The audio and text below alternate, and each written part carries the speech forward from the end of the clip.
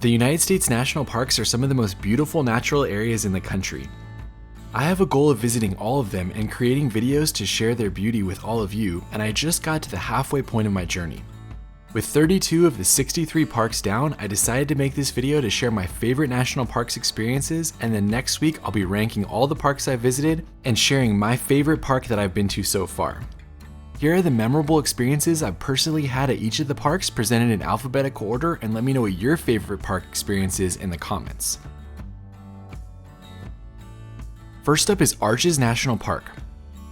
While many of the arches in the park are amazing destinations on their own, for me there's no better experience than seeing Delicate Arch.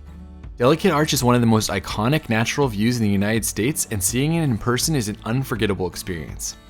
I've hiked it for both sunrise and sunset, but I think sunset is probably the best, other than the large crowds that often gather there.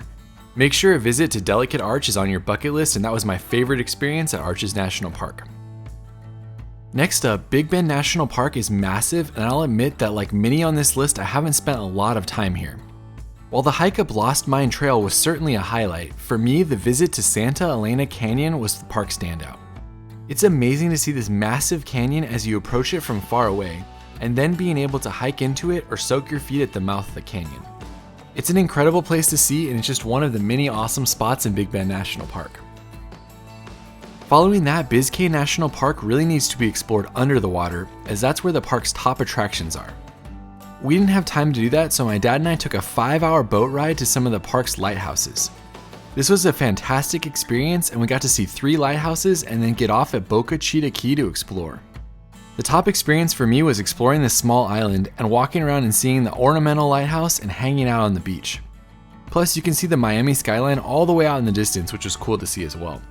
I do hope to go back to do some snorkeling or some scuba diving in the future though. Next up, Bryce Canyon National Park is a special place for me and one that I'm always blown away by. I highly recommend you take in a sunrise or a sunset near the amphitheater, as the way the hoodoos light up is spectacular. For me though, there's no better experience than hiking the Queen's Garden Navajo Loop Trail. There's just something special about walking down into the canyon and looking up at the rock formations that is pretty hard to beat. The trail is incredible the entire way, and if you compare it with the Wall Street Trail when it's open, then you're in for a real treat. Following that, Canyonlands National Park has 3 districts, and I've only been to 2 of the 3 so far. The Island in the Sky district is my favorite, and I could pick multiple spots like Grandview or even Upheaval Dome as a top experience. However, the one I come back to time and time again is Sunrise at Mesa Arch. This view is quintessential Southwest, and the way the sun lights it up as it comes over the distant hills is awe-inspiring. It's one of the more difficult spots to experience on this list since it's small and popular, but it's 100% worth the effort if you get a clear sunrise. Next up, Capitol Reef National Park is also in Utah, and it's the park that I've spent the least amount of time at in the state. The one day I spent there was enough to encourage me to make more trips back, and Cassidy Arch was probably my favorite experience. The hike up to the arch feels adventurous, with big drop-offs as you go along the canyon's edge. The arch comes into view about halfway through the hike, but it isn't until you get to the end that you realize how big it is. Plus, you can walk out on it and get amazing views of the surrounding landscape as well. Next up, Carlsbad Caverns is by far the best cave I've ever been into, and I've been in a lot of caves. The big room is something that anyone who's even remotely near the park should visit. The massive room has dozens of the best formations I've ever seen in any cave, and it's large and open, so it shouldn't feel too claustrophobic. Pair that with hiking into the cave entrance and walking over a mile just to get to the Great Room, and you have a fantastic national park experience. Next up, Channel Islands National Park is hard to get to, and you have to pick the island you want to go to, as you can't easily island hop. Each of the islands has amazing adventures on them, with Anacapa having Inspiration Point, Santa Rosa having Water Canyon Beach, and Santa Cruz having Scorpion Harbor. I'm partial to camping on Santa Cruz though, as I love the cute island foxes and all the hiking opportunities, so that would be my favorite experience at Channel Islands National Park. Following that, Death Valley is a vast park with a truly desolate landscape. There are many great viewpoints like Zabriskie and Dante's View, amazing roads like Artist Drive, and one of the most unique experiences you can have at any park, Badwater. Badwater is the lowest point in North America, sitting at 282 feet below sea level. Here you can see a salt flat basically as far as your eye can see. You can walk out on the salt if you like, and be sure to notice the way it creates patterns in the ground as water comes through and inevitably dries up. Plus, look back at the mountain behind you and see how far below sea level you really are. Next up, Denali National Park is one of those parks that you really need to get lucky to fully experience. The bus ride into the park is 8 hours round trip, and it's not a guarantee that you'll see the mountain or any wildlife. We got really lucky though and saw many animals, including multiple bears. Plus, the mountain was on full display when we were there, which was easily a top experience I've ever had in a national park. When we crested the hill near the end of the bus ride and saw Denali dominating the landscape in front of us, it's something that my dad and I will never forget. Following that is Dry Tortugas National Park. I loved my visit to Dry Tortugas, and I'm glad I made the effort while in Key West. The park is only accessible via a long boat ride or a seaplane, and once you get to the small island, you can explore to your heart's content. The water was choppy when I went, so it wasn't great for snorkeling, but exploring the fort and climbing the stairs to the top was my favorite experience. It's so unique to walk through this historic structure, and the views over the open ocean are truly impressive. Next up, Everglades National Park is a place you really need to understand in order to appreciate. The subtle changes in elevation allow for the plant and animal life that live there to thrive. One of the best ways to experience this is on the tram tour in Shark Valley. The tour takes you through 15 miles of the park's most beautiful landscape, and along the way you'll see many different types of birds and even some alligators. At the midpoint, you can get out and climb the Shark Valley Observation Tower, which gives you great views over the whole park. I wasn't even planning on doing this tour when I was in Miami, but it ended up being a trip highlight for me. Next up, we have Gateway Arch National Park. There's not much to do at Gateway Arch other than to go up in the arch itself, which is my top experience here. I was glad I could conquer my fear and make it to the top of the arch in the tiny elevators, but I probably will never do it again. The windows are very tiny when you get to the top of the arch, but the views are pretty spectacular and they look out over 2 states. When you get back down, you can explore more of the waterfront, and I definitely recommend doing that so you can take in the arch from many different viewpoints. Following that, we have Glacier National Park. I hope to spend a whole week at this park in the future, as my one day was certainly not enough. We had bad weather about halfway through the day, which stopped some of the hikes that we were hoping to do, but our drive along the Going to the Sun road was an easy highlight. The road was narrow and windy, but wow was it stunning. Along the road you have views of massive mountain ranges, distant waterfalls, and beautiful valleys, making it one of the best short drives I've ever been on in the United States. Again, Glacier National Park is one I need to spend more time in, but I certainly enjoyed what I saw. Next up is Grand Canyon National Park, and just seeing the Grand Canyon from the many overlooks is something you'll never forget and an easy top national park experience. My friends and I decided that we wanted to do the rim to rim hike in one day, so we set out on this epic hike, which is like a marathon with a full vertical mile of climbing. It was tough, but it was amazing as you really got to experience the canyon as you made your way through it. I don't recommend doing it in one day, and I plan to go back and do it in multiple days in the future, but it's a hike I'll never forget in a beautiful national park. Next up, we have Great Basin National Park, another park that I haven't actually spent a lot of time at.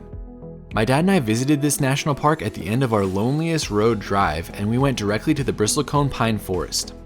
Anytime you get to see ancient bristlecone pines is amazing, as these trees are gnarled by the weather and strangely beautiful. The hike up to them starts at over 10,000 feet, and it's a great short hike in the park. I hope to go back and explore the massive peak there and the caves as well. Following that, Great Smoky Mountains National Park is the most visited park in the United States. It truly felt like that when we were there, as there were full parking lots and tons of people. It was still an amazing experience though, and a beautiful park to explore. Even with the crowds that slowed traffic to a halt a few times on our drive, my favorite experience was Cades Cove. The 11-mile drive takes you through a historic valley with many old cabins and mills to explore. Along the way, there are many hiking trails to viewpoints and lots of possible wildlife sightings. We even saw a bear in the distance when we were there, and it's a great way to experience the park's beauty and to learn about its history at the same time. Next up, Hot Springs National Park is not the traditional natural wonder like many on this list, but I did enjoy my time exploring it. The 2 mountains provide great views over the landscape with many hiking trails, and the historic Bathhouse Row is a fun addition to the park. My favorite experience was touring the Bathhouse Museum at the park's visitor center. This museum is so well done with 3 floors of exhibits that preserve the historic bathhouse like it would have been almost a century ago. I actually walked through it twice during my visit. Plus it's fun to just hang out in the chairs on the deck after exploring. It's not a traditional national park, but if you like history, you'll probably love this one. Next up, Joshua Tree National Park is the park I've visited the most due to where I live. I love this park and I've hiked most of the major trails and taken in dozens of sunrises and sunsets all over the park. In terms of the best park experience, being there during sunset is my pick. There's just something special about a desert sunset and the way the colors dance in the sky above you. Add to that the interesting Joshua trees themselves, which are a great foreground element for photos, and you have the reason why sunset here is my top experience. Of course, there are many great hikes like the Arch and Ryan Mountain that you could also do while in the park. Next up, we have Kenai Fjords National Park in Alaska. To truly experience the Kenai Fjords, you have to get out in the water and see the park from a boat. Since I didn't have time to do that while I was there, I just experienced the park's one accessible trail to exit Glacier. It was amazing as you got to hike up to multiple viewpoints for this massive glacier. I highly recommend it, but I do know that I have to spend more time at this park and get out on the water in the future. Following that, Kings Canyon National Park has a scenic drive that's one of my favorite drives in California. It's not for those with a fear of heights as the road is narrow and has some big drop-offs, but it's totally worth overcoming those fears to experience it. The drive goes all the way down into the canyon until you're driving along a creek, and there are multiple waterfalls you can stop at along the way, as well as a fantastic cave you can explore. The road comes to an end at some of the best backcountry trails in the state, but even without hiking them, it's an unforgettable drive and an amazing experience. Next up, we have Lassen Volcanic National Park. Even though this park is not as visited as other California parks, I love it and I think it's one of the most beautiful. The park's main drive is a great way to get an introduction, and I could have easily put the awesome hike up to Lassen Peak as my favorite experience. However, for me, the hike to Bump as Hell and its geothermal area is something that I love doing. The way the steam exits the pools and the array of colors that dot the landscape is unlike anything you can see outside of places like Yellowstone. It's a great hike that introduces you to the geothermal areas found all over the park. Next up, we have Mammoth Cave National Park. Mammoth Cave is the largest cave system in the world, and most tours take you to see less than 1% of the cave. That's certainly true for the most popular tour, which is the Historic Tour. This tour feels more adventurous than many other cave tours I've been on, with an area known as Fat Man's Misery, creating only a few feet of space up to your waist for you to walk through, and then closing to about 3.5 feet tall at the exit. I was easily able to do this as a 6'3" person, so don't let that scare you away, but it certainly was a fun adventure and something I haven't done in other caves. This was just one part of the over 2-hour tour we went on. Next up, we have Petrified Forest National Park. I love this area as the amount of petrified logs you can see on many of the park's trails is staggering. While there are many things that could be a top experience here, the two short stops I really loved are Newspaper Rock and the Agate House. Newspaper Rock has by far the most petroglyphs I've ever seen in my life, and it is incredibly well preserved. Then the Agate House is a house that was built out of petrified wood. I mean, how often do you see anything like that? These spots are often skipped over, so definitely see them, but of course see the Blue Mesa and other popular attractions as well. Next up, we have Pinnacles National Park. Pinnacles is California's newest national park, and I often hear people say that it's underwhelming. I've spent a lot of time here, and for me this couldn't be further from the truth. I find the park to be an incredible area with lots to explore, but with an infrastructure that does require a lot more planning to have the best experience. My favorite experience in the park is the hike through Bear Gulch, which is a massive talus cave that has multiple small waterfalls inside of it. As you head into the cave and weave in and out of the light, you will enjoy this great introduction cave where it never really feels fully dark, but still gives you a great cave experience. Pair this with the hike up to the Bear Gulch Reservoir and the high peaks to get a full experience. Next up, Redwoods National Park is basically a combination of state parks that make up a large section of protected land. The park has dozens of amazing groves, but my favorite experience is the hike through Fern Canyon. This area was used for a few shots in Jurassic Park, and it feels like you're in the movie as you make your way back into the canyon. It's difficult to get to, but I've done it twice and I'd love to do it again as the beauty there is unmatched. Be sure to also visit Lady Bird Johnson Grove when you're there as well. Next up, Saguaro National Park has both an east and a west, and you could spend a lot of time exploring both. For me, the best experience I had was driving the Bajada Loop on the park's west side. There are many trails here that lead to viewpoints over a sea of saguaros. I recommend Valley View for the best view I've seen, which is great at sunset. Plus, I also love Signal Rock with its petroglyphs. Next up, Sequoia National Park is home to the world's largest tree, General Sherman. This is my top experience, and the hike down to the tree is well done as it shows you information about the tree and its height as you make your way down. It's hard to comprehend the sheer size of this tree when you make it to the base, and it's an experience that I go back to often when I visit. I also love the hike up Morro Rock, and that would be a close second in experiences in Sequoia National Park. Following that, Shenandoah National Park is a park that feels a lot like driving Blue Ridge Parkway, and I loved that about it. My favorite experience is the 100-mile skyline drive through the park, which is one of the best ways to see it. On the drive, you'll see dozens of viewpoints, many hiking trails, visitor centers, and historic buildings.